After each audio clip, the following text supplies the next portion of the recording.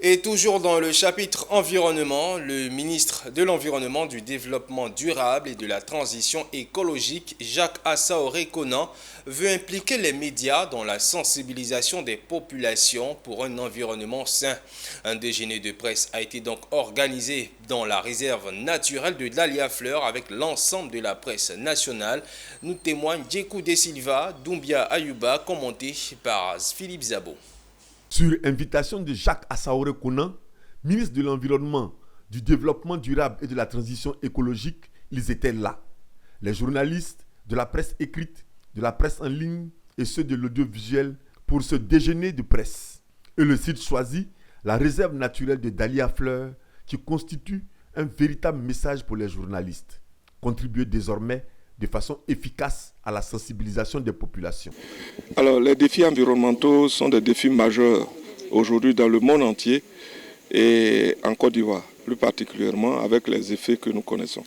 Chaleur extrême, érosion côtière, baisse de productivité agricole et j'en passe.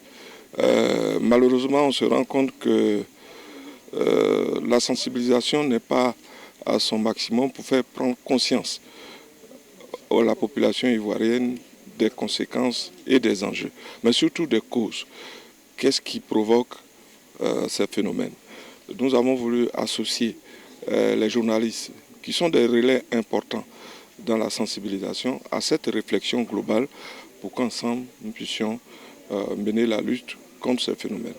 Une occasion pour le directeur général de l'OIPR, le conservateur général Tondo Soma Adama, directeur général de l'OIPR, et Bini Jean-Marc, gestionnaire des domaines Bini, de présenter la réserve naturelle de Dalia Fleur et d'apprécier la vision du ministre. Il faut signaler que la réserve naturelle partielle de Dalia Fleur fait partie du réseau des aires protégées de Côte d'Ivoire. C'est une réserve naturelle partielle qui a une superficie de 148 hectares. Il faut expliquer qu'à l'origine, c'était une petite forêt qui avait été mise à disposition d'un Italien qui produit des fleurs nommées Dalia. Et au décès de M. Barbetta, le président Houphouët-Boigny a reversé cet espace dans le domaine public de l'État. Et en 2014, le statut a été renforcé par un décret qui en fait une réserve naturelle partielle.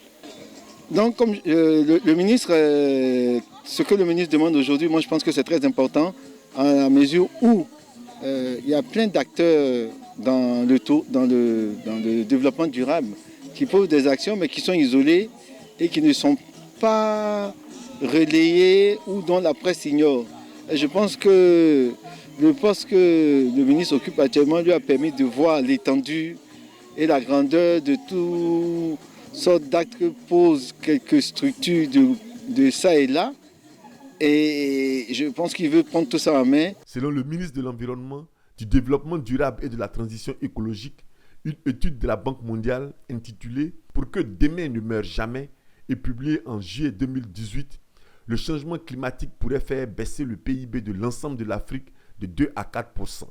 Et pour la Côte d'Ivoire, cela correspond à la perte de 380 à 770 milliards de francs CFA.